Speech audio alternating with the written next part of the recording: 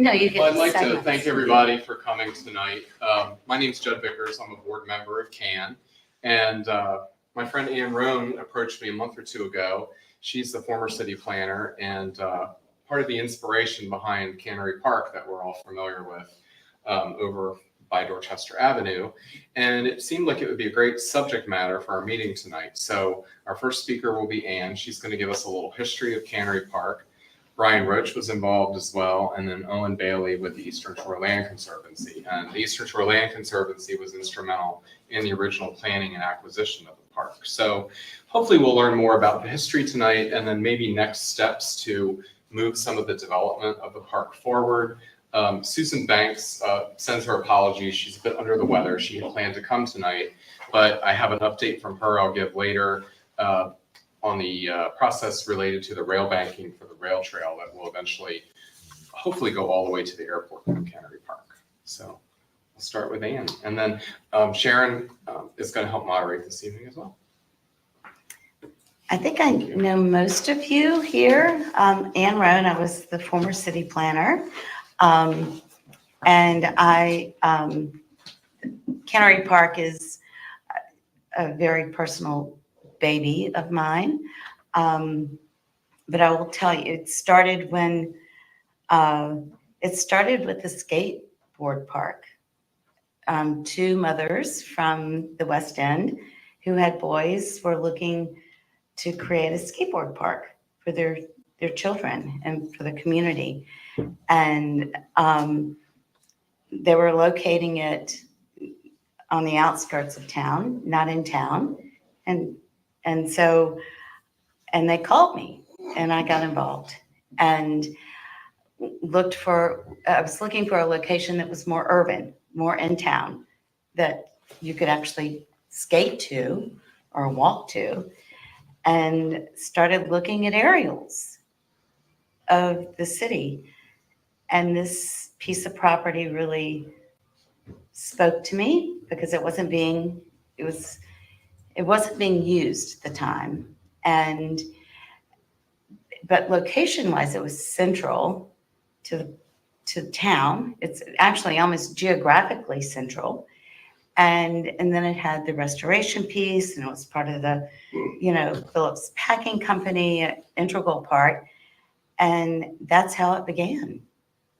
So then, as the city planner, I did work with the community and the property owner and the state to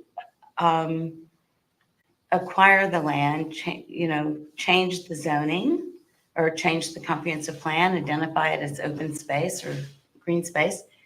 And then, with the zoning properly, and then with the state and ESLC, which was huge, to acquire the land. And so the city did. But it started with the skateboard park, but then it turned into a much bigger, and I think far more important than just a skateboard park. The stream restoration, it drained, it's the headwaters of the creek, and that was a big piece of it. That was phase one. And the state endorsed it, and the city acquired it, and they got the funding to do the stream restoration, which is huge. And the city has since been able to continue to get funding to bring this whole project to fruition, which is amazing. And it did spur, part of it was also to spur economic development, which it has done with acquiring the packing house and the adaptive reuse of that. That was tied into this initial vision. And now we're here, and it's happening, and it's amazing. So, and I think it's a real game changer for the community, for the neighbor, for the town. I don't know, Brian. Yeah. Do you want to talk about, do you know ESLC's role and history in it? I know that originally ESLC got involved with Cannery Park Yes, and they wanted did. to help the town acquire the land. through Yes. Program open space funds. And they did, yes. And they did, yes. We filled out those applications Yeah, together. And Yes. it's sort of as we're helping the town decide, okay, we're acquire the land, decide what we're going to do with it. Right, We also turned our attention to the packing house next door, and then that sort of took center stage for a while as we found a Yeah. developer. And thankfully, that's been developed. It's now a beautiful, revitalized building. We were just in there today for our meeting, and it was very productive. And we know we hosted a charrette back in 2019, right before the pandemic, to acquire some feedback or perspective from the community on what do they want, because it's a pretty sizable lot. What, 6.5 acres? it's 6.5 acres. Yeah, so there's quite a bit you can do with that. Then the question is like, what do you do first? Because you really can't do everything all at once. No. You have to figure out in phasing, prioritization. And I think that's where it's gotten a little complicated. It is. Yeah. It has, but I think it's going to work out. I think there's a good master plan. Yes. And, you know, those things they evolve, they're fluid. But it's a good base to start with. And they're starting with restoring what they call the shed. And if you, after we finish talking, there's a 1949 survey that was done of the entire campus, Phillips campus, that talks about what all the buildings and what was there and you know what happened within those buildings. So I think you know that's informative. But yes, it was a I'd like to also add that it's unique to find that amount of open space within a town like Cambridge. Like you don't just find that type No. of space. So when you have a lot of the people are tempted, oh, let's just develop it, turn it into housing. Well, it has a lot of value as open space, as community space, as a shared space for a town. And it adds so much more value to the health of a community. yeah, and certainly to the environmentally also. So the way I approached the project, and Anne didn't tell you the story that I wanted to tell you, which is You tell it. when we first talked about the place, we actually decided to do a site visit. There's nothing like standing at a place and getting a feel for it. And it just, the energy there was amazing. And I'll never forget, we kind of meandered our way back into the woods and we heard some rustling in the back. And we stumbled upon an encampment. And basically people were living on this property. We had no idea. On the bed of the creek. Yep, we were terrified. But then we heard somebody yell something and we just took off running. But I think we actually, I don't know if we had the landscape architect with us, Jess Murphy, who's JM Landscapes, who had actually helped with the bike racks downtown. He had helped with the tree wells downtown. He had wanted to bolt himself into a lot of different vision type projects that we had at the time. And I had previously walked the rail trail when I had first moved back to town and just got so excited about it. And it was neat to see Anne so excited about it. So fast forward, I formed a nonprofit at the time, which I had never done in my life. I actually gave it a name first. And then I'd gotten to the point of a draft. I did a road show, went to the county, the city, everybody wrote a letter of support. We got to the point where the leasing guy for the MDOT actually presented a draft lease for that idled piece of rail bed. And he said, the problem is, Brian, I can't find this Chop Tank Heritage Trail. I'm like, oops, it doesn't exist. So within 24 hours, I had an LLC and we could have technically signed the lease very soon, except Norris Taylor, the infamous Norris Taylor, owned the property around it. He was crushing concrete still actively. Where the park is. Yeah, and where the park is, sorry. The rail was still there.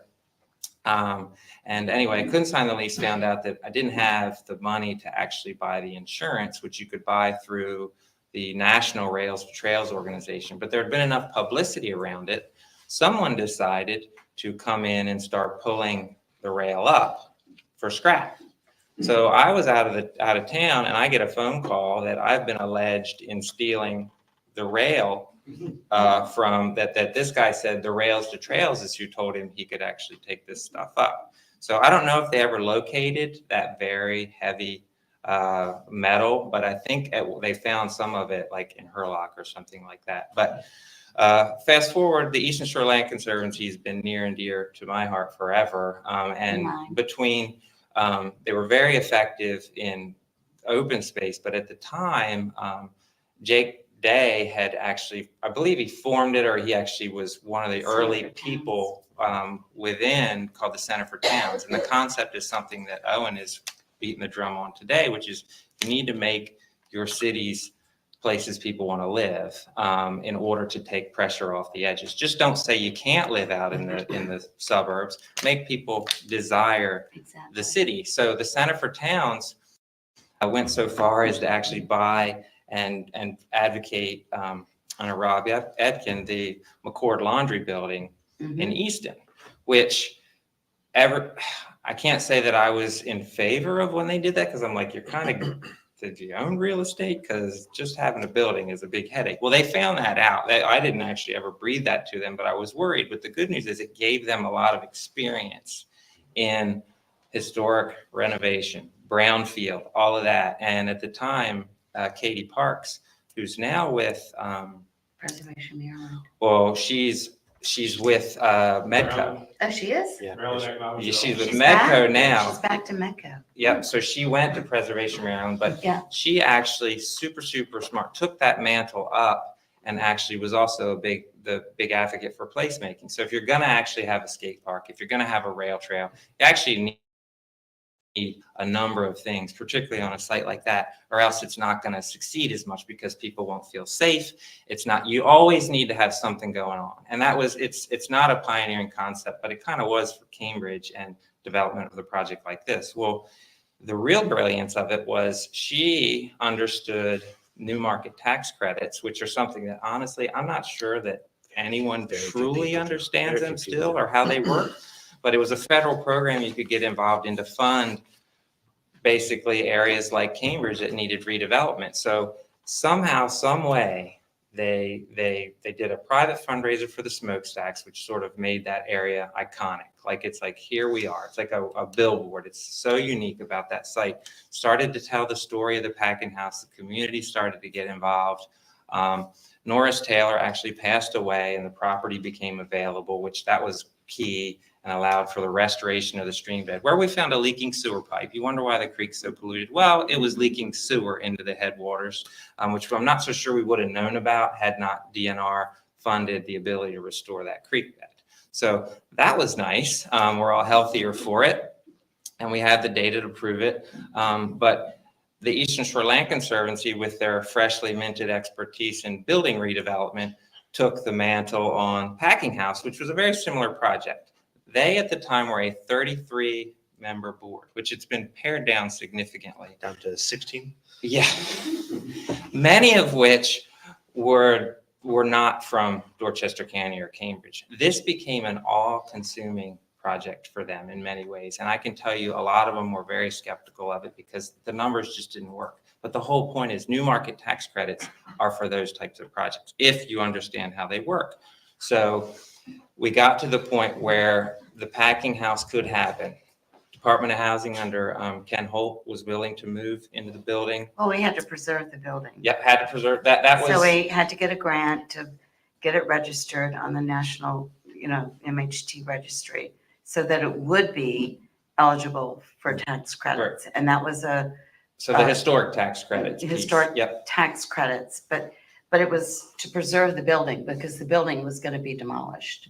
I mean, it was It was up probably through neglect, if anything. No, it was demolition by neglect. So Yeah. it was to save the building, we had to get it registered. And that required getting a grant and getting it on the register so that it would then be eligible for all those tax credits and getting a developer interested. Yeah. And that was ESLC, was getting Struver, Yep. Bill Struver And involved. so they got to the point where that in order to close on the property, the park had already been acquired. Yep. In order to close on the property, which I think at the time was considered a $30 million, 13, there was a 3 in there, I think, $1 million deal. They needed 3 paying tenants.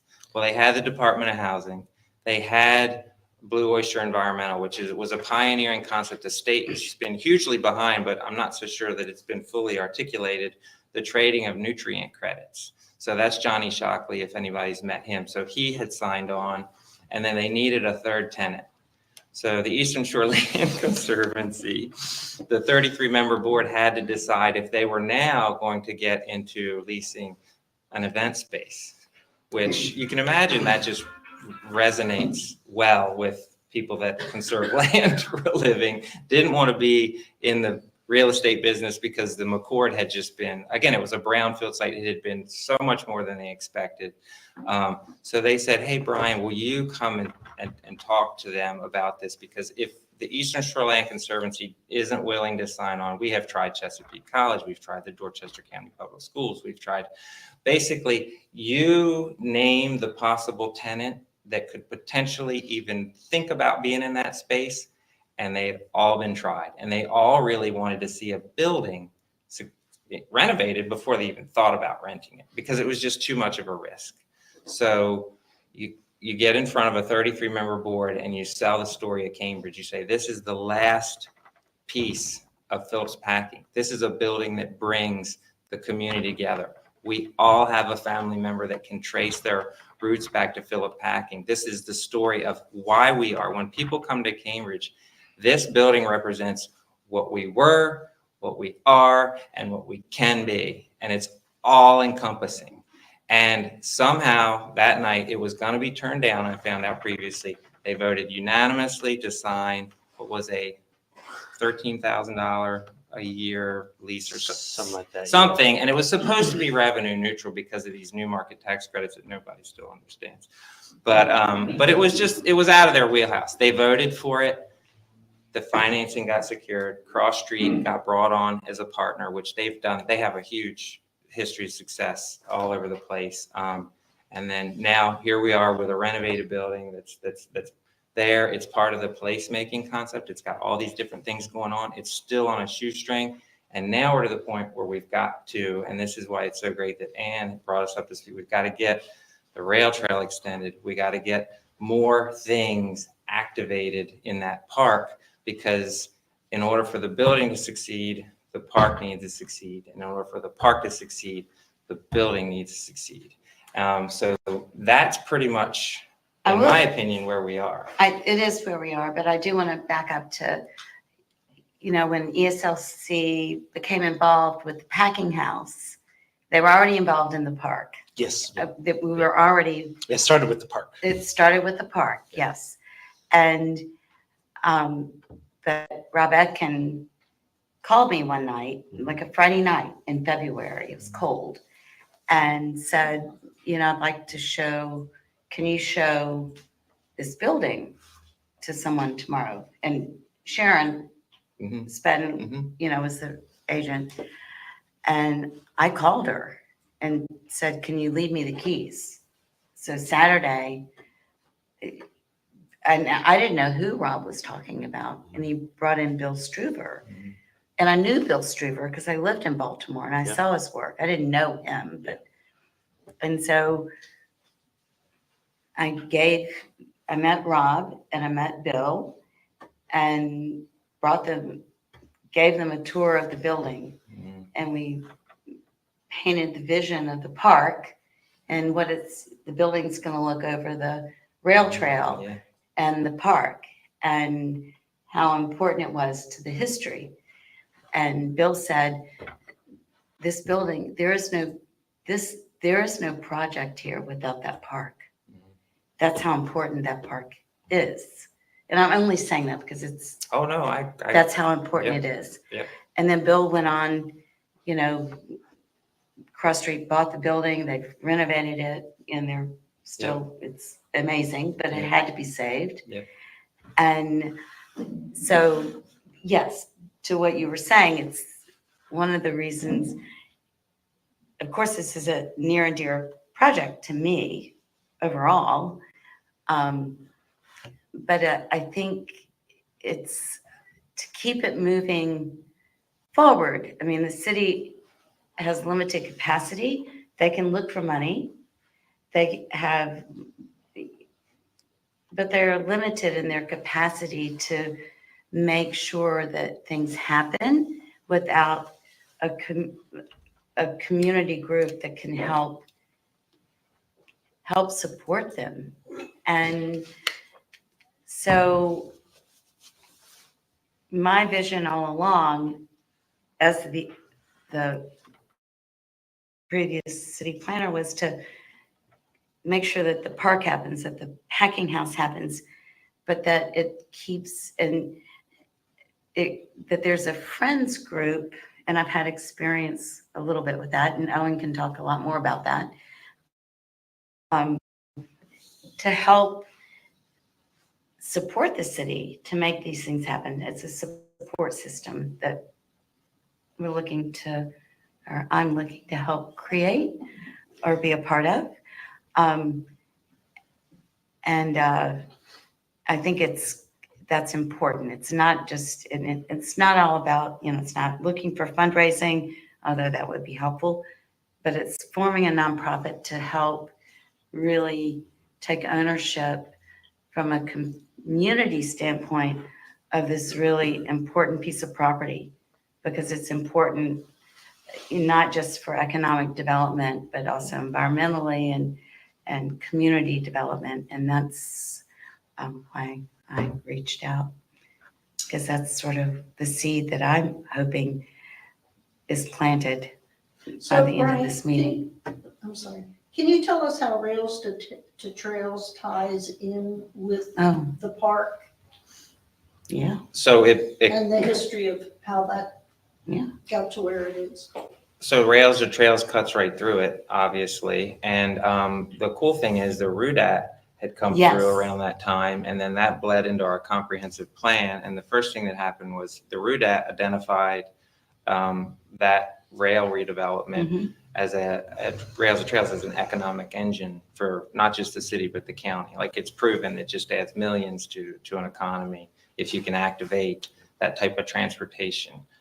So that was the primary rationale when you go in front of a city or a county. Is like, look, this is something that's actually a force multiplier for the economy, if that's what you mean. Yeah, and can you tell We worked on new it. people what the RUDAT was, which is about 25? Yep. So the or 30 RUDAT years stands for old? Regional Urban Design Assistance Team, and Liddy Garcia, who was our very spunky, that might be a good way to describe it. It's just, couldn't say no to her. Maybe that's the way to say it, but super energetic point in time for Main Street, where there was a lot of energy there in building Cambridge Main Street.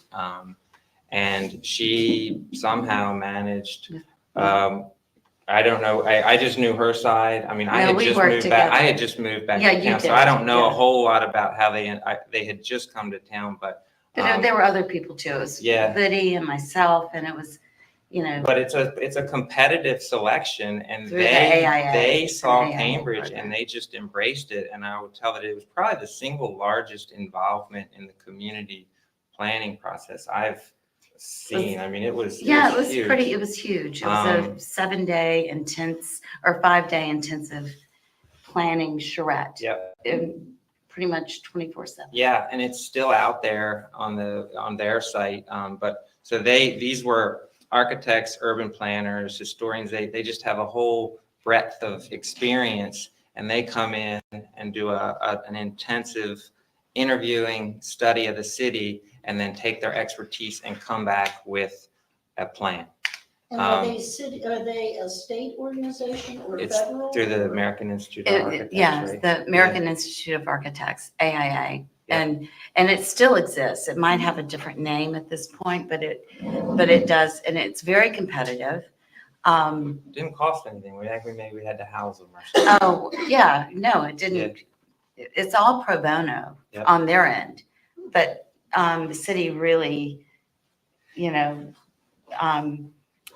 gave them housing, the B&Bs and people. I mean, just, and restaurants, donated meals, and there were these huge public meetings that the city and Main Street facilitated. And they came up with a document, and still does, it has an implementation piece with, different levels of, Yeah. early, mid, whatever, And I think there were about 30 action items. I'm just remembering, but the city's gotten through about 24 of those. The Economic Development Subcommittee Yep. was a spinoff Yep. from that. The Neighborhood Revitalization Plan is a spinoff from that. Yep.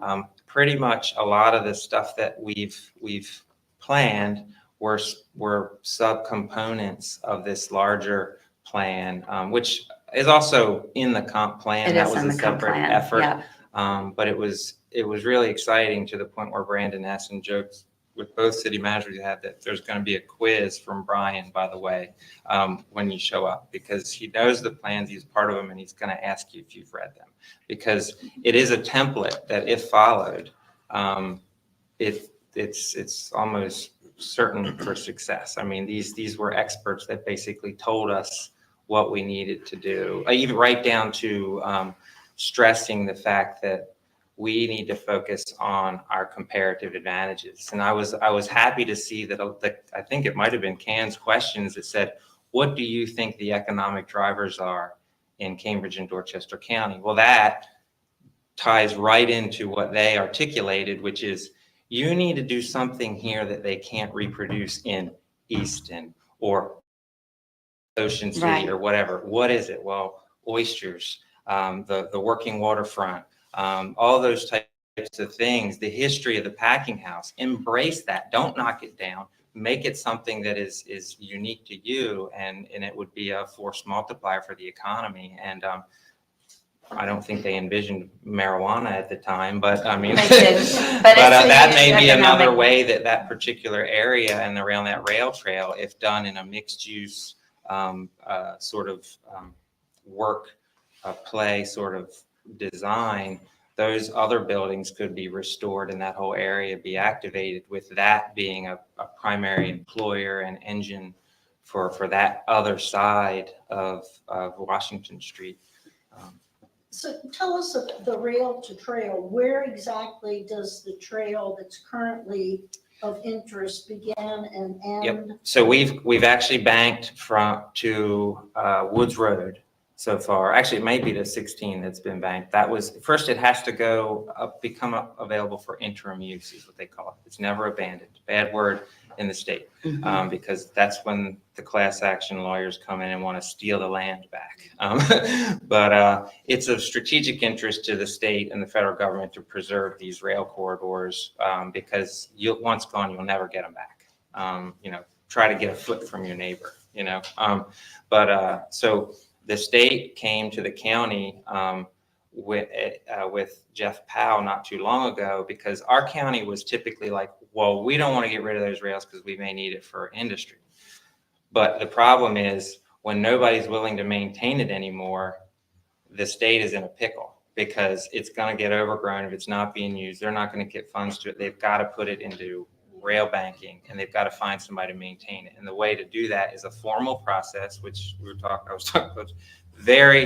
It's largely real estate transactions, a lot of research. Owen is expert on this, so I'm going to let him talk. But we are fortunate that the state kind of put the fire under what was Jeff Powell at the time and said, you guys may be thinking it's going to be industry. It's not. We're going to walk away from it because it's not going to be maintained, because it's not active. And if you don't do this, it's going into the adjacent neighbor's hands. That's what's going to happen. So that actually motivated him to say, all right, what do we have to do? And the state actually came forward and said, we will assist you in as many ways as possible to bank this. So right now, the banking of it should get us, I know it's at least to Woods Road, but the near-term plans was to bank all the idle rail all the way to like Hurlock or whatever. And there's some bridge problems and things like that. But I think it's banked all the way to Linkwood at this point. It may be. I don't, and that's Owen can speak to that. But once it's banked, then you have surface transportation money that you can go after to clear it, pave it. And it's the beauty of a rail trail is it's no more than 6% grade, so it's ADA accessible. And Susan Banks isn't here, and It's amazing. the cool thing that she did was there was economic development money, which is federal money that they used for Woods Road. That's how that got repaved, because it's in an industrial park. Well, there was money left over. She asked the question, hey, we've got some money left over, surprise. We want to spend it. What can we do? Can we actually use it for this rail trail? Well, EDA said, you know what? You can, because this rail, and this is what the RUDAT realized and the comp plan realized, right now, if you don't have a car or you want to get to Walmart or the health department or social services and all that, you walk along the money they spent on these sidewalks. Me with a 3-year-old thinking that I'm going to hold his hand and walk along Route 50 where cars are going 60, 70, 80 miles an hour sometimes within feet of me is just embarrassing that they did that. But this actually is a protected path all the way to the back of this principal area of the economy and the health department and things like that. And if you get all the way to Woods Road, conceivably to the Hyatt, and it makes a loop. So if you go along the waterfront, which that's something that the waterfront project's trying to do, is complete that waterfront trail, which was in the Waterfront 2020, which was another thing that was similar to the RUDAT and pulled into the comp plan. Yeah. And then you come out Washington Street behind, it goes essentially from Washington Street behind Wawa along back behind the police department, Calta, all that kind of stuff, through there to Woods Road, pretty much pops out where it crosses, which is where the mushroom company is, and there's a packing company, and then goes behind the detention center all the way, pretty much straight shot. It's right behind the recycling center there, and then it comes out behind the like where the veterans place and that industrial park, and then pops out behind the little wooded area where the old concrete place was. Cheney Enterprises on Route 16. So it makes that path that you could essentially get in safely without walking along Route 50 to primary areas of employment and services. And it's not that far. So EDA let her repurpose that for a plan. Well, the plan came in under budget too. This never happens in government. And now she's trying to actually leverage what's left to potentially go also after open space money to maybe get this first segment of rail trail done to Woods Road, which would be huge because everywhere else has a rail trail. Cambridge is it takes so long. It's been hard.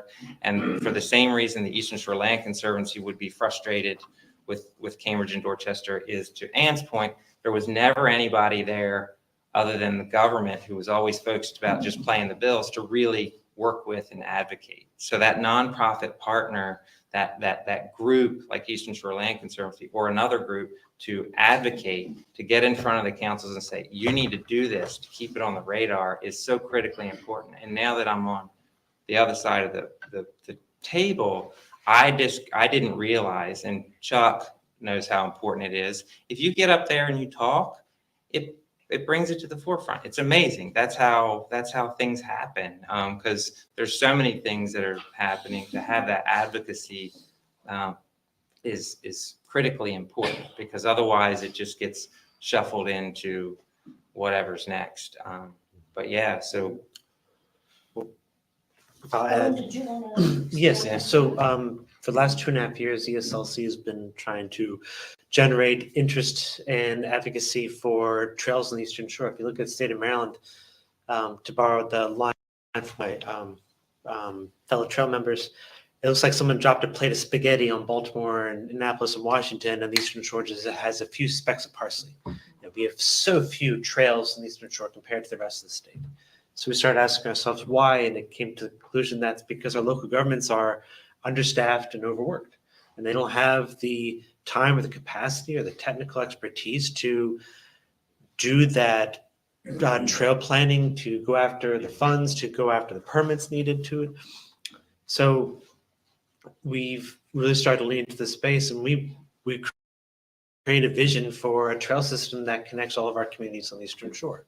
Because people should have the ability to walk or bike or use whatever mobility device you require to get to basic services, to go to the grocery store, to go to a park like Cannery Park, to take your kids to school. I was driving from Easton on the way here, and I saw a father pushing a double stroller down Washington Street in Easton, which at this point, this section of Washington Street, there's no sidewalks. And he had this little flashing device he would hold up at cars so they would see him. I'm like, he should have a trail. He should have a sidewalk. He shouldn't have to walk on a road that has no shoulder and hope that nobody hits him and his kids. And we've seen from the data that trails and parks and open spaces just provide so much benefit, not only in economic development, but in public health, in a sense of ownership, but people can get a chance to walk around their neighborhoods and see their neighbors and run into people and have conversations and just be out. It shows a level of local investment that you don't get if you live in like a bedroom community where I go from my garage in my car and I drive to work and I never see my neighbors or never talk to anybody. So, And greenways, Yes. the Europeans see them more as like connectors for like wildlife and things like that too, that just don't exist. I mean, you know, again, the chicken has to cross the road a lot if it wants to get anywhere these Right. days. So to have these pathways that have at least a little bit of green space on each side of them provide that as well, connection to nature, which is. Oh, geez, sorry. Damn it. so yes, I but thought it was off. it was about a year and a half ago, I was having a conversation with a friend of mine who works at MDOT in the rail office, and he told me about, the state is trying to figure out what to do with the inactive rail lines. They want to have it settled one way or another. Let's either reactivate the rail lines with active trains if we need to, or let's rail bank them. So right now on the Eastern Shore, there's a rail bank segment in Chestertown. There's a rail bank section in Easton. Actually, the rail bank section in Easton goes all the way out to Tuckahoe State Mhm. Park and to Ridgely and all the way to the Delaware border. That whole line was rail banked by MDOT like 20 years ago almost. Yeah, it's about 20. And then the only other lines, there's a line that goes into Centerville, and I think they're working on rail banking that They right are, now. they are. And then this line that goes from Preston through Hurlock, East Newmarket, up Right. into Cambridge. And I was talking to him, and he said, we could rail bank it individually to all these local governments, but that would be messy. That's doing 4 times the work when, if we just get one rail sponsor, that would be Right. great. Yeah. So we had a meeting, and I could have kissed Jeff Powell when he said, I think Dorchester needs to be the sponsor. And then they stepped up and they did it. Wow, good. Is the line from Hurlock to Vienna considered to be banked? There are a lot of lines that have been abandoned. So there's a line from Easton to Oxford. It's abandoned, and now the rights have gone back to the property owners. There's another line that used to go from Chestertown to Rock Hall. Yeah, Never quite survived because Mm-mm. why would you take a train to Rock Hall when you can just take a boat? So that has been abandoned, and then there's a bunch of abandoned lines down near Salisbury. So I think these are the only lines that are available to be rail banked. I give money to Rails to Trails. And it seems to me, I remember reading that they were saying that there's going to be, I don't know when they think this will be done, but there will be a trail that goes from, I think, Lewis, Delaware, all the way to Ocean City. So would the part in Cambridge be part of that? So right now we're focusing just on the Eastern Shore with the hope in the future that one day we'll tie it into Delaware and Virginia. Virginia's doing a great job. They have a rail banked line that goes right down the spine of the Eastern Shore, Virginia. And they've already built out, I think they're building out 20 miles right now, and they have plans to build out the other 40 miles or something like that. something like that, Yeah. yeah.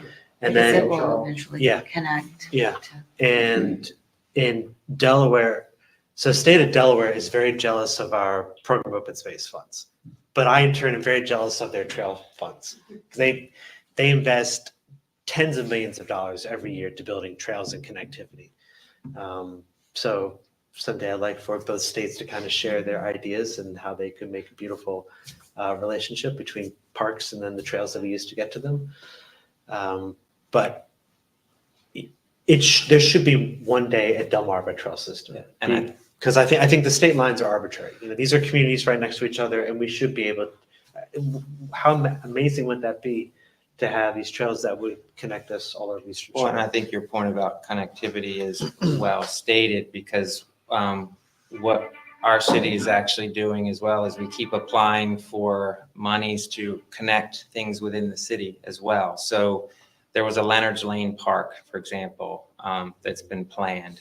And if that was built as is, it would be a death trap for any child that was attempting to get to that park. No So- sidewalks. So the idea is you can't just build these places in isolation. You've got to connect the Leonard's Lane Park to the waterfront, to downtown, to the public pool, to Cannery Park, to the rail trail, and then on out. So all of these critical things that our children, for example, we want to embrace, need to be connected with safe passage. And it's come up a lot in the waterfront discussions of like, can kids get there safely?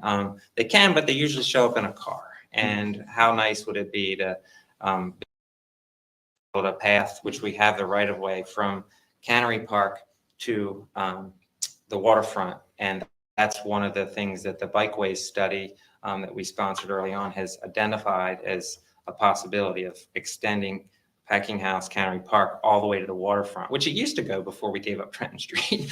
but rebuilding that connection and then actually building a connection up into the Pine Street area on over to Leonard's Lane so that we've got some spurs of safe access. But Is the safe routes still in? If there's a Safe Routes to Schools organization and they give funding for yeah. community projects, yeah. In my experience, after the first year or two, though, it became a federal program that Yes. was really difficult to navigate. You had to have the whole Very. Mavispeak and stuff. It pretty much got hijacked like a lot of things did. But we did do sidewalks out to the intergenerational center. Yeah. With it. And one of the cool things that the RUDAT identified is that if you used the utility right of way that goes from where the West Side bypass is built all the way to the high school, you could connect most of Cambridge's schools with a protected path. Absolutely. And we actually had the money and we had it all teed up. The real estate crisis happened. One of the parcels was in receivership with, remember this, Donna, because you were working on this. It was in receivership and we begged and pleaded for, I'm not going to name any names, but the city attorney at the time to make a phone call. And Roger Harrell even called and said, please, we're about to give up $200 and some thousand to build a path along the West Side bypass. The call never happened. So I called the federal agency, said, I'm not supposed to talk to you, but all we need is a letter. We asked for a letter. He didn't do the letter. He sat on it and we lost the ability to have a multi-use path to start that, what was in the RUDAT from our West Side bypass, which ride a bike on that now. It is a racetrack all the way to Washington Street up there, which would have been one of the RUDAT goals. And then we could have continued it all along the back of Maces Lane, Chop Tank, all the way to the high school and Maple. And most of our public schools in the city would have been connected by a greenway. But that's how things don't happen. Why didn't that happen? We couldn't get the city to do the piece that they had to do. They had to actually submit a formal letter and dot those I's and make that request. And the timing ran out to the point where I can tell you Roger Harrell said, please do this. So they repurposed, it didn't happen. They repurposed the money and they put some sidewalks in front of Warwick Elementary. I think improved some, maybe in Indiana, I'm not sure, but basically just some little It was pieces. But it was so redispersed. frustrating. And secretary. Yeah, and secretary. I want to go out on a limb here, but is that why Collison got removed? It's not why it got removed, but I know he was the attorney at the time, and he's a friend of mine, but I just don't know why. He didn't follow through on it. I don't know why.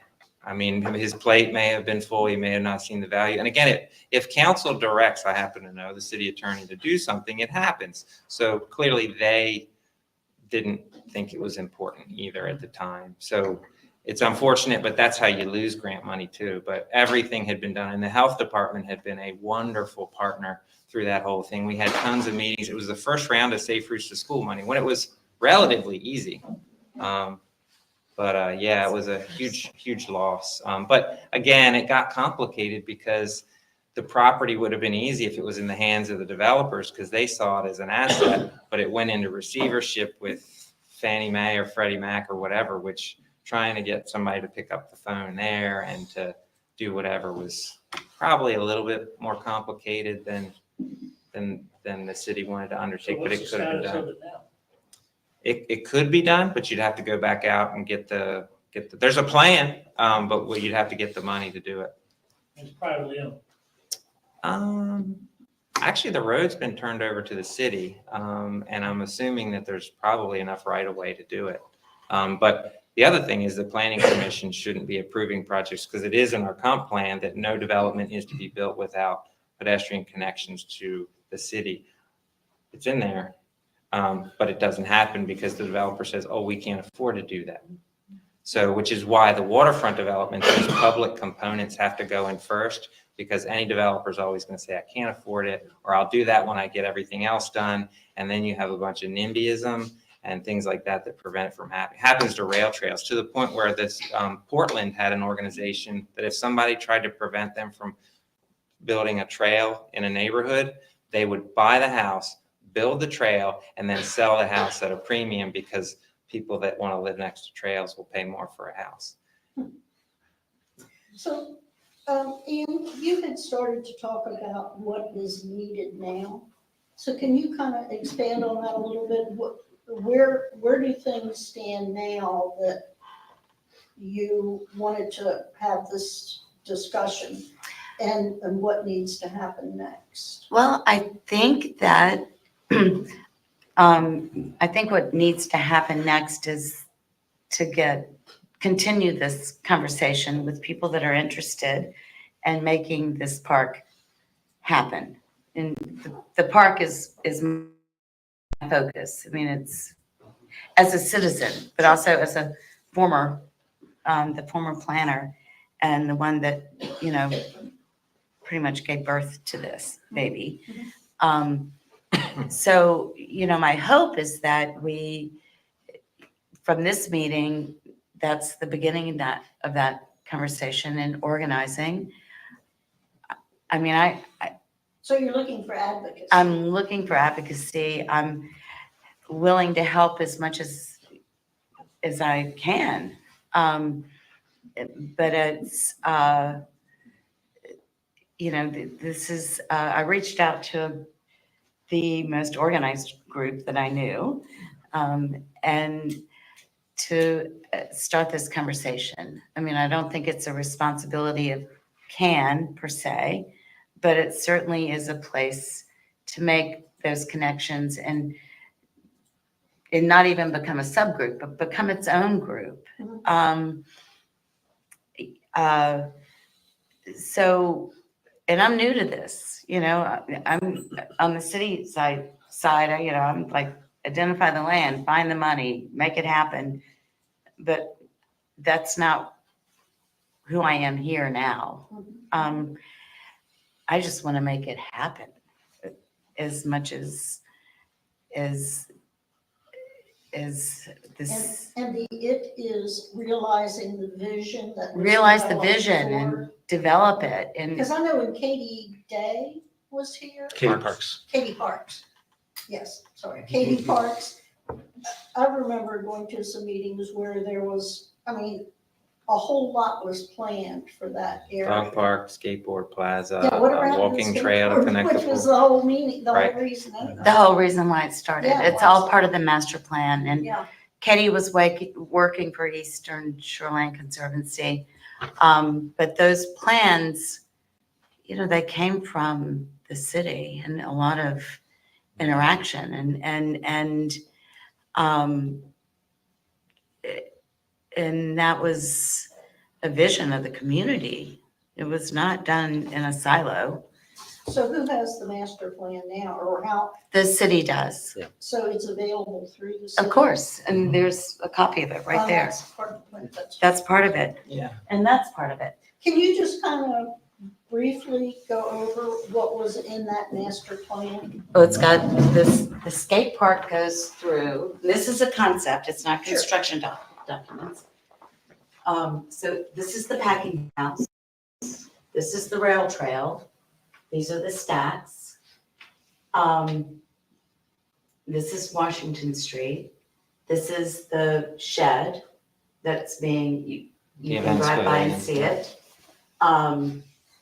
And the skate park, the skate part of the park goes through, in this plan, through the entire park. Now, this was done after me, so I'm not, after my tenure in the city. But right now, There's a dog park in there too, I'm Brett. getting there. Getting there, Ryan. Sorry. Jesus. I just want to make sure. I'm gonna, I got a soon to be elected official. all right, so, Be a good way to activate it. all right. So, and this is the most, more like a construction document. This is the shed that's being, they call it a shed, or it's the venue place. You would enter with the dog park, and then this is a garden, and the skate park goes through it, and there's a connection over to the county pool site. There's a playground and bird, you know, nature circle. There's pieces of it. And then there's, you know, 2 connections over to the packing house site, so that there's parking at the packing house site. But that's, you know, it's, and this is subject to change because it's all being phased. But this, like the dog park is being called phase 1. Well, that's not phase 1 right now. Phase 1 is the Events pavilion. events venue. But there is money to do a phase 2, and whether that'll be the dog park or the skate park, I'm guessing the skate park, if I were as a planner, landscape architect, I would say that's probably, you're gonna consider it, but that's not gonna be, it's gonna be one of the latter parts, because you want, you know, the other pieces in. What's the source of funds? They're from very different sources. DNR, Okay. private donations. The pavilion, I think, was finished with rescue money. And, yeah, and the, Yeah. Right, didn't the city just drop $467,000 for the amphitheater? Yes, and just so you know, that wasn't done in a vacuum. The Economic Development Subcommittee sponsored a study when we saw that Governor's Hall may go away, to look at various places throughout the city that could be a community events facility, because we knew that that was near and dear to the community's heart. So the momentum to do that came from the fact that Governor's Hall was going away, and this would, at least, it wouldn't be an exact replacement, but between the packing house and its indoor space, the outdoor amphitheater, and that green space there, and ample parking, access to 50, it hit on most of the cylinders. and it also preserved a I'd like very, to make a comment on that. I think that's a great concept. Mhm. Okay, but I don't see how that ties into what CWDI is doing, creating another amphitheater on the water. I think they're 2 separate issues, Chuck. I mean, 2 separate, I don't, Well, it's Right. separate, but all of a sudden, we now need 2 amphitheaters for Right. the summer. that's gonna be. Right, no, and I think to your point, that wasn't in the economic development plan, and I'm not aware of there being another amphitheater. I know that the public green, that the 3 acres that are preserved adjacent to the water are I don't know, there was a There's a stage particular, and, is it? yeah, there's a stage Well, and all yeah, that. right. To your point, I mean, this was identified specifically, and a professional group went through and looked at various opportunities, and this was the most likely spot to be able to even pay for itself, because one of the things they articulated is that convention centers are a concept that has past its time. It creates a dearth of activity when no one's there, which is what we found out with Governor's Hall. Is it's tumbleweeds. You have an event, you have all these people show up, they need all this parking, and then you basically got a facility that sits vacant. So this, next to the packing house and a rail trail and a dog park and a skate park and a community kitchen and everything else, that's the type of venue you want. Okay, so is the city gonna run the amphitheater?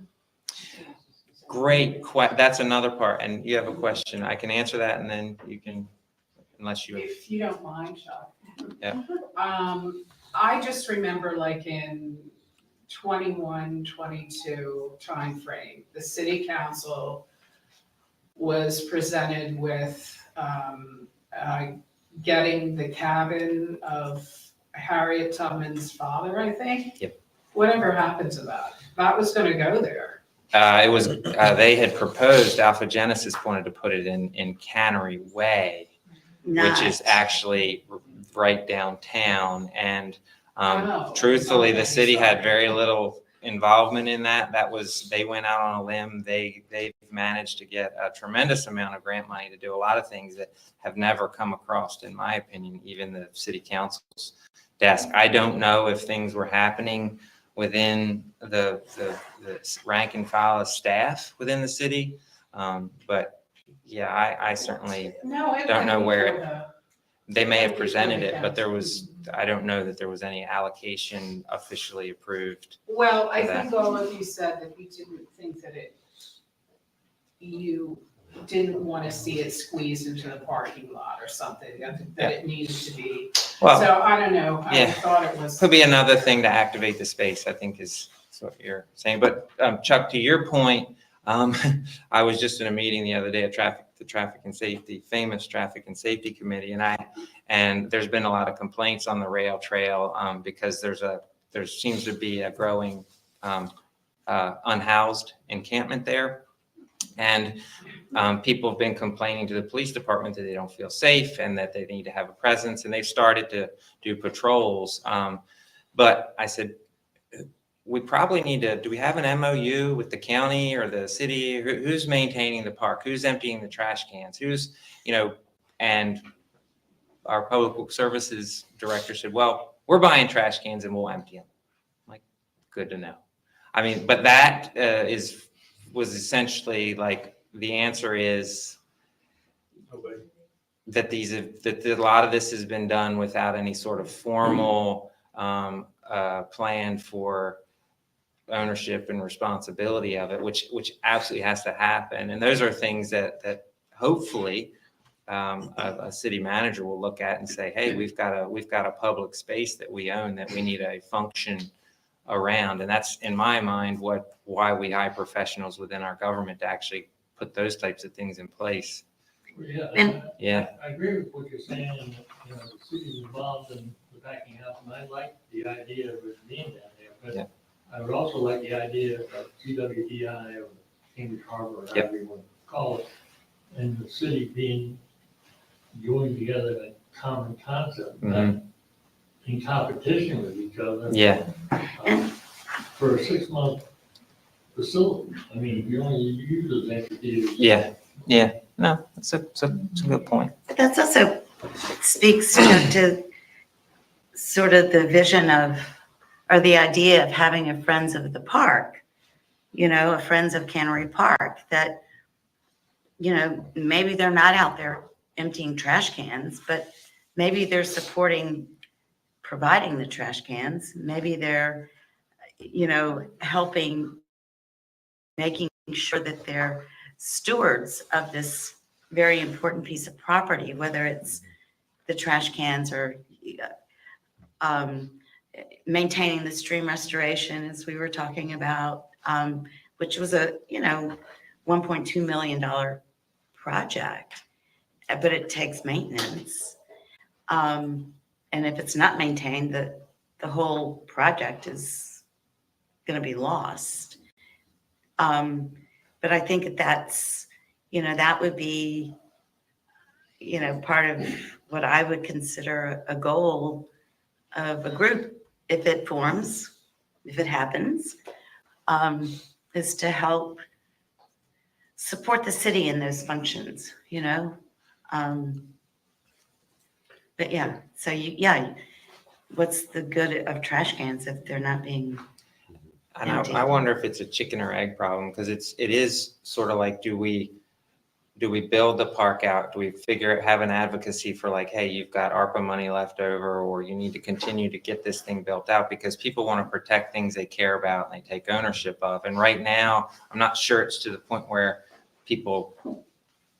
they care, but I don't know that they care enough about it to actually kind of like lay down in front of the bulldozers. But I wonder, I think right now you can start advocacy, which means keeping it on the radar, making sure that elected of both county and city know that it's important. And then I hopefully that evolves into a group that cares about it and utilizes it, and things like MOUs can be created and all of that. It just depends on, how it can happen, because I'll step in.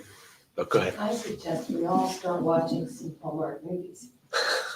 That's the first thing, I've been thinking about that all night. I mean, we watch them a couple times a week. And this is exactly what happens in these movies. Wow. And it does happen. I'll add by saying, when I first stepped into this role, I used to work with Katie Parks before she left, and part of my job was to help with some park developments in certain towns, in Centerville, Chestertown, Hillsborough. And I noticed a pattern in talking to these towns. All of them said in their comprehensive plans, we want more parks. All of them would say verbally, we need more parks. Even the residents would say, we need parks here, here, and here. But there's no appetite to create more parks, because if you create a park, it's just another space you have to maintain.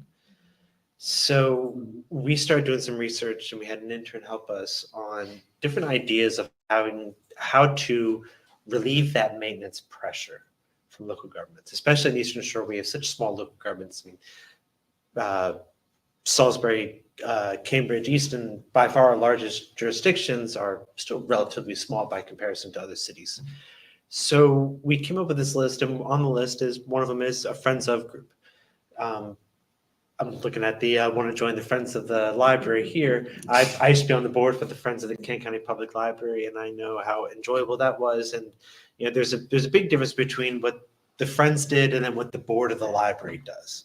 The board of the library, they're the ones who do the capital funding to maintain the library, to hire a new executive director, to do all these major halls. And the Friends of, we would just have these book sales to raise money, and then we would give the money to staff for training, or to buy more books, or to donate to help replace a light, or to do renovations, new carpet for the building. And I think Friends of a Park is a great way to support your local government, support a park, and also to give a group of residents some buy-in and feeling of ownership.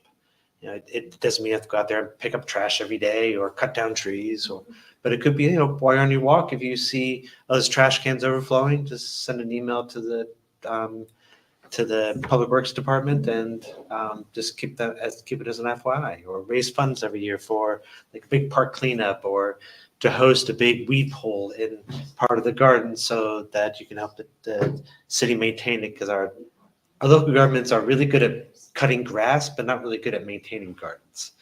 They rush out just kind of riding lawnmower and cut down anything in their way to actually go through and weed around pollinator habitat.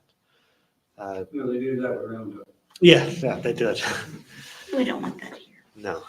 But we put together a document, and it has a couple other ideas on getting local businesses to sponsor parks, especially restaurants. Restaurants that have carryout. If you have a restaurant near a park, it's a great place for them to say, hey, come buy lunch and go sit in this beautiful park, and we're happy to be sponsors of this park.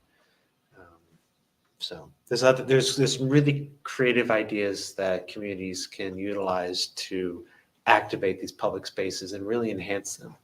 Another things that friends of groups can do is, a park is a garden. It's not a picture.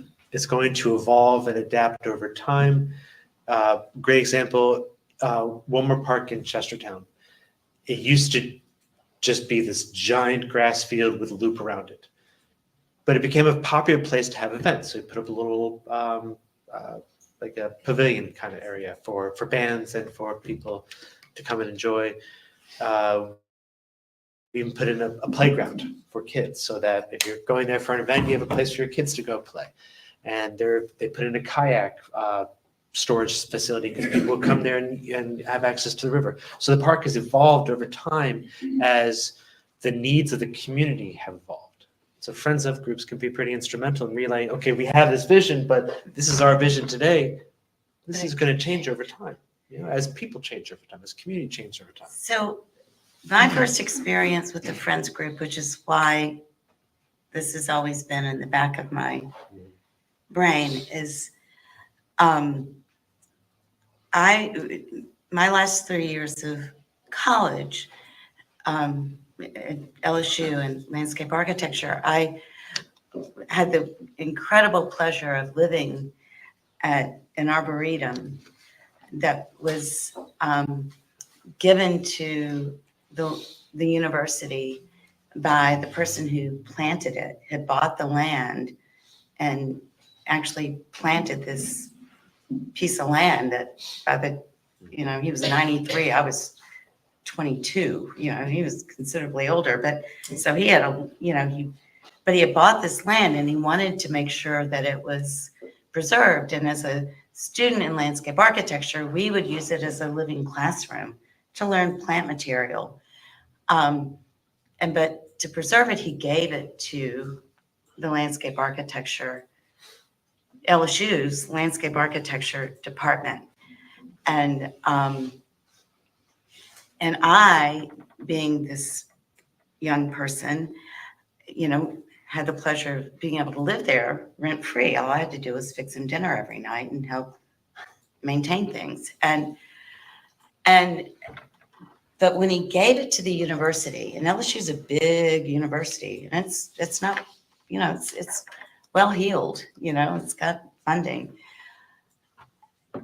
The School of Landscape Architecture, which is one of the best now in the country, there was this whole division on, of, oh my God, how are we going to maintain this, and how are we going to do this, and how are we going to do that?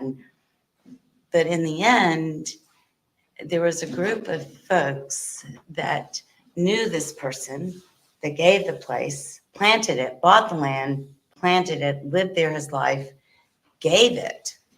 The most prime piece of real estate in Baton Rouge, which maybe not be saying much, but it was, and gave it to them. And they're like, how are we going to do this? And a group of people got together, and mostly in this neighborhood that surrounded this beautiful piece of land, and formed a Friends of Hilltop. It's Hilltop Arboretum. If you ever want to look it up, it's got a great webpage, and formed this group called the Friends of Hilltop Arboretum to help and support the university in maintaining it and expanding it in the way that it should be expanded or developed. And they did and do phenomenal things.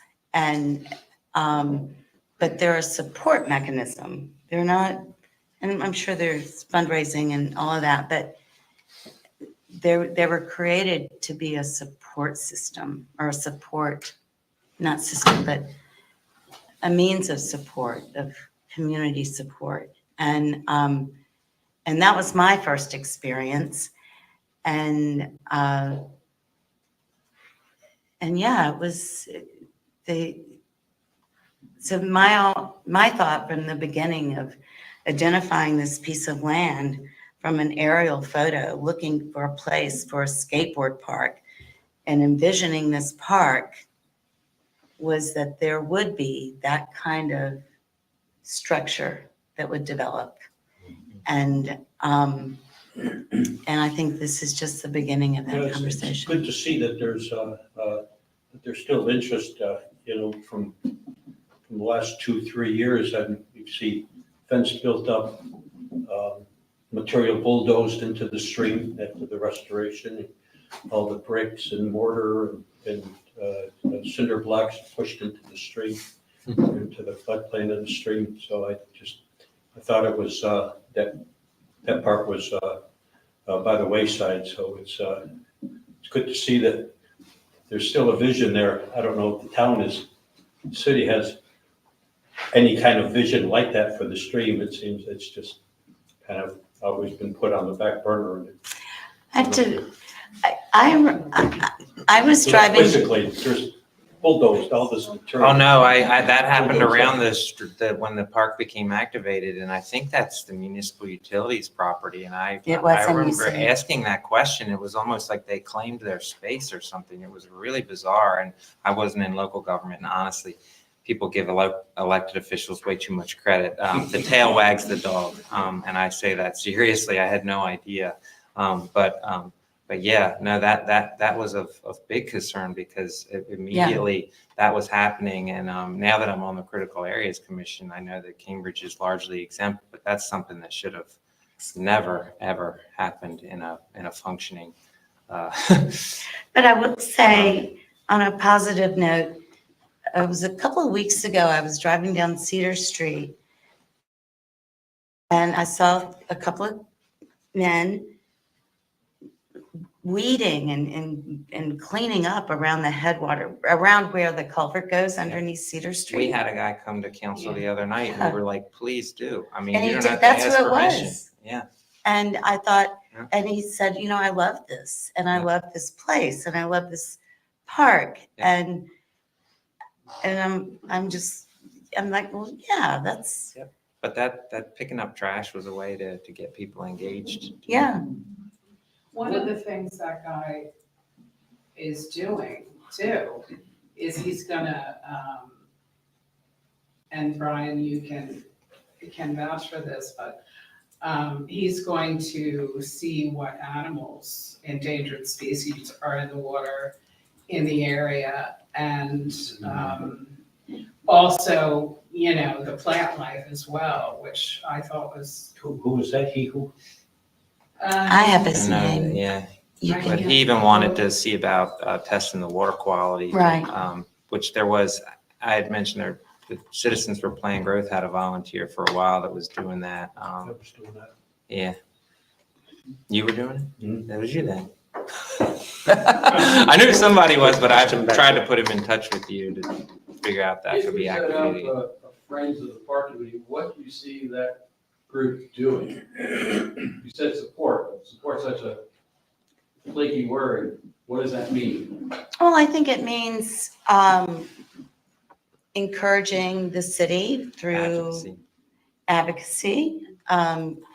And when there are opportunities for funding, to make sure that there is support for the city, because usually the funding sources are applied for by the municipality.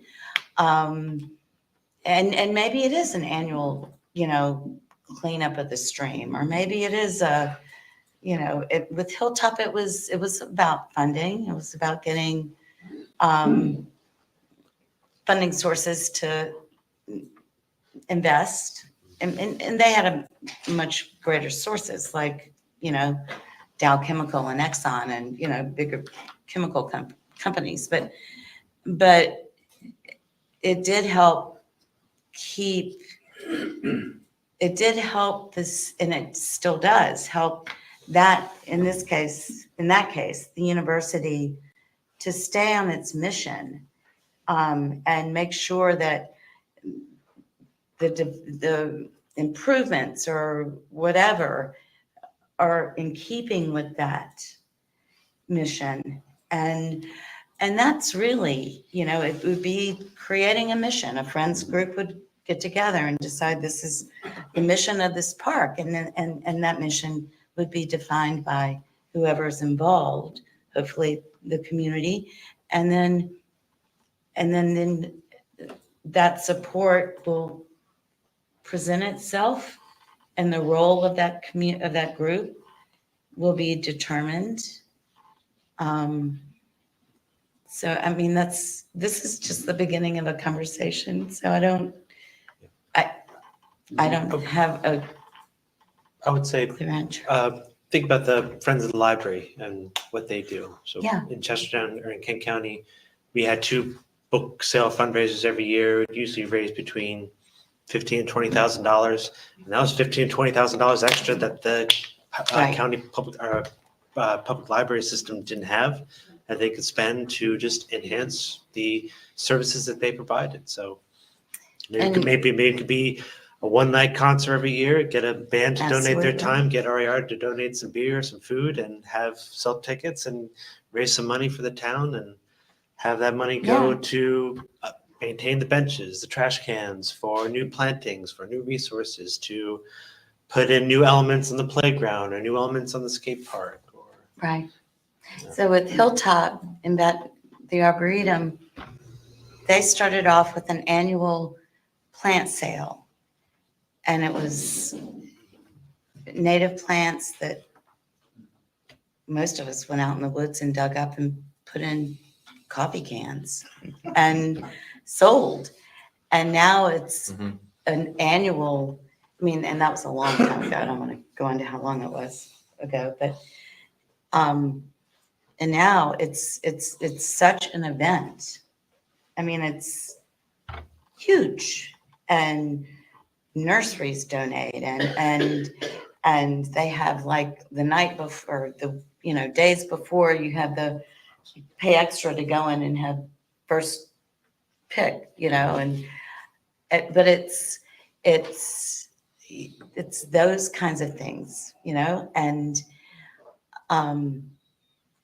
but all that money goes right back into the Arboretum, and I would see that as one of the things that would happen. I mean, I know, again, at the Arboretum, it's grown so much that they sponsor garden tours. They also sponsor, sort of plant hunting tours where you go out in the woods and not dig up rare things, but you learn about how this Arboretum was planted. And so, I mean, it's those kinds of things, but not necessarily, I don't know. Does that answer your question? I'm looking at, if you're asking us to look into developing a program or a group, but I don't know it's still very nebulous as what the group's going to do, or why do you need this group?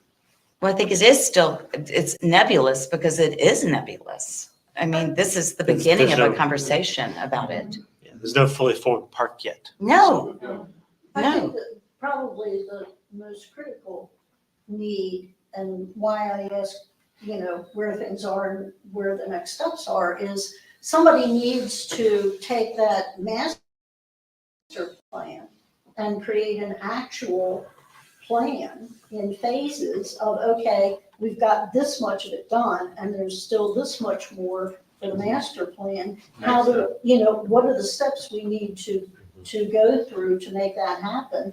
And, attempt to help find the funding. And as you pointed out, keep the city council and the county council, to the extent that they're involved, keep it on their plate. Mhm. So that it's what they're thinking of when they're doing their budgeting, when they're allocating resources, when they're making future plans. It's part of it, a big part of it is just keeping it in the front of everybody's mind that, okay, we have a plan here, we're almost finished step 7, now what do we have to do for step 8, kind of thing. Nobody really owns that plan, it's just lying dormant, so somebody needs to take ownership of that plan. I'd like if somebody at the next council meeting would come up and or previously to the next council meeting, send an email and say that I understand you have rescue money left over. You need to do something else with that park to help keep it moving, because that's what that money was for. It was not for a lot of the things it's been used for, in my opinion. And that would be helpful, because a piece of that could be used to maybe do the planning for the skateboard park. And you can't get grant money if you don't have a plan, and you can't get the plan if you don't have the money. So something like that as a next step. And the dog park or the skate park, I think those are the two things that the advocacy could be for initially. You don't have to do anything more than that. Just keep the ball rolling, to Sharon's point, because it's really weird. You sit up there and you're 1 vote out of 5, and your priorities are different than the other people. And if you disagree with them, they usually get mad at you and vote against you. So you need a citizen. That's the truth. I found this out the hard way. I sit there and just scratch my head. But you need a citizen advocate to basically hold people accountable for the plans that are on the shelf. And as far as the planning piece of it's concerned, we have a woefully understaffed planning department. Yep. So the more preparation the easier we can make it for the city to take the next step, the more likely it is to happen. Yep. We can't just be saying, well, this needs to be done and that needs to be done, if there's any way that the group itself could. Yep. Could And I can prepare tell you, those things. in this city, you learn quickly that Maslow's hierarchy of needs, we're just trying to get decent housing.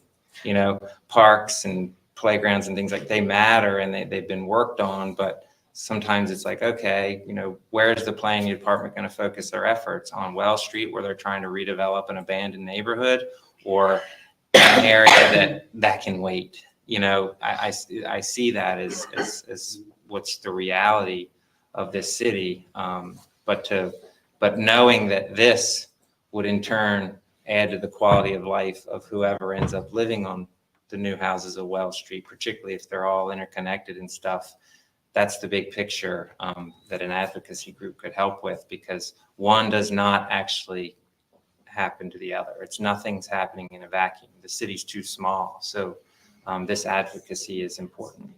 I will say, I'm going to add to that, and most of you have been here at least as long as me, or not longer, but Ed McMahon, I don't know if any of you ever. Yeah, talk show host. Right. Just kidding. No. He's an urban planner, and he's been to Cambridge numerous times and spoken about the importance of place, and how important that is. And he was here a few years ago. I was still with the city, and somehow his schedule got messed up. And he's I think he's brilliant. I love him. Very dynamic talker. And he came by my office, and I had all of the University of Maryland's landscape architecture, master plans for the park, this is before the city even had the park. They didn't have the land. And I had them all over my walls. And he ended up dropping in to my office and wanted to know what these plans were. And I think he was here to talk about the waterfront. I think that's what it was. I don't remember. It was one of those. And I was explaining to him, this is, the city, want the city to buy this land. We want it to become a park. Here's the rail trail. It's going to encourage economic development. And he asked me to give him a tour. So I drove him around and showed him all of this whole piece. And at that time, I felt like Phillips Housing was also a piece. It was like a 3-part project: the park, the packing house, and the housing. And we came back to my office, and he said, because the waterfront was still beginning to be talked about. And he said, this is a project that is transformative. This is going to transform this whole area. And that's And that's a word has stuck with me, and I can see it beginning to happen, like with the packing house. I mean, there wouldn't be a packing house without the park. There wouldn't be a park without the packing house. And what its impact is going to be on, across Washington Street with the rail trail and how that develops, because it will develop. And so to me, I see this park as sort of like Cambridge's little miniature Central Park. I mean, I think the ripple effect into the community is like Ed McMahon said, it's going to be His transformative. famous expression was, if you got dropped down into Cambridge, the biggest mistake you could make is people not knowing where they were. So you want to make sure you're not anywhere USA. And for example, if you got dropped in the Route 50 corridor, you could be in any Anywhere. city in the US. If you York got Road, dropped you into could- Cannery Park, you'd know you were in Cambridge. Yes. So design standards, historic districts, the preservation of what is unique, the smokestacks, all of those things that he just, in the best way, he was humorous and everything. I've talked to him, I talk about him like he's dead, but when he was I here, hope he's not. no, I know, he just had a really good way of making people understand that, certain things you do to preserve what is unique, and that's what we celebrate. The bricks on High Street. My dad jokes that his teeth fall out when he goes down High Street, but that's one thing that people cherish about this place, and that's the kind of stuff that big picture It's those things that give you a sense of place and want you An to take identity. ownership and want you to advocate for Yes. it and save it. And that's what you have to do. You have to focus on the things that people care about, and want to preserve. And guess what? No one's going to miss the new pink car wash if it goes away. And with that, I actually have to go because I got to put my 3-month-old to bed. Anybody has any questions or anything for me, I'm happy to. But I love it if someone would come and just throw something at city council and tell them to use ARPA money to keep moving the park in the direction it should go. Thank you guys, thanks for having me. Thanks, Brian. Are there any other questions or comments? I think we probably Exhausted it. pretty completely here. I would just like to read, Oh, I have an right. opportunity to remarks there, so Right, I can right, share. right. Is that okay, or Yes, people have sure. questions? Okay. So Susan, again, she was sorry she couldn't make it tonight. She was under the weather, and she just shared some remarks with me she would like me to read this evening. So this is really about Woods Road. The Woods Road project has been a long time coming. Several years ago in 2017, her predecessor and Brandon Hessen from the city teamed together to put the project on the Comprehensive Economic Development Strategy through the Midshore Regional Council. The goal of this project is to upgrade necessary industrial infrastructure and improve the safety and access on the Woods Road corridor to not only support new job-creating manufacturing positions in the existing building stock, but to support the relocation of the University of Maryland Regional Health to the Cambridge Marketplace, the new hospital. Fast forward a few years, Susan applied for and received a Rural Maryland Prosperity Investment Fund grant. There are lots of acronyms in there, aren't there? Through the Rural Maryland Council. The county added additional funds through the Rural Maryland Economic Development Fund to ensure the project was fully funded. That made the drainage improvements, repaved and restriped the lanes, creating a safer area and turn lanes and on the shoulder. So that was a lot of the improvements we've seen over the last year or two to Woods Road with the bike lanes on the shoulder. They finished the project under budget and decided to use the remaining funds for the second phase of the Rails to Trails from Washington Street to Woods Road. They were able to use those remaining funds for this purpose since it's tied to jobs and the safety of those working in and around the Woods Road corridor. The project is about equity and providing a safer route to manufacturing corridor of Cambridge for employees without transportation. So essentially people can safely ride their bikes and walk from Washington Street to the Woods Road corridor without having to go down that Washington Street corridor. The construction site plans are completed and they hope to start the project soon.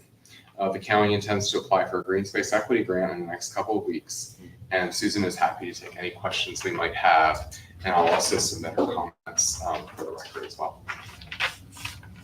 So thank you everyone for coming tonight. I want to thank Ann very much. Did anyone have any other questions to share?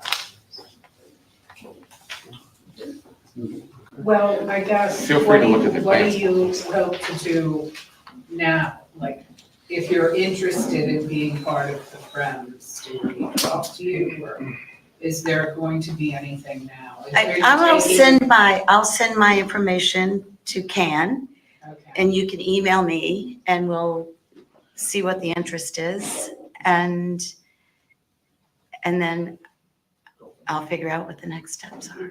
I don't have the next step right now. I just really just wanted, and thank you, Judd, and thank you, Can, for giving me the opportunity. Thank you, Owen. I was part of the Citizens for Planned Growth. That's and, how we met. Also, Riverkeeper, Matt Pluta, Yeah. were involved in cleanups and water testing and so forth. We stopped doing that around the pandemic. We had to stop because of issues with water quality, whatever. And we haven't really picked that up again. But we probably should. There's a lot of stuff that's going on that really shouldn't be going on over there. So get in touch with Chuck and with Can, and we'll try to get folks that are interested to maybe have a cleanup out there and really delve into what's going on in the street and get people moving a little bit, doing the right path. That's our Chuck. Absolutely. And it's all right if you can send my information out. Thank you both very much. Thank you.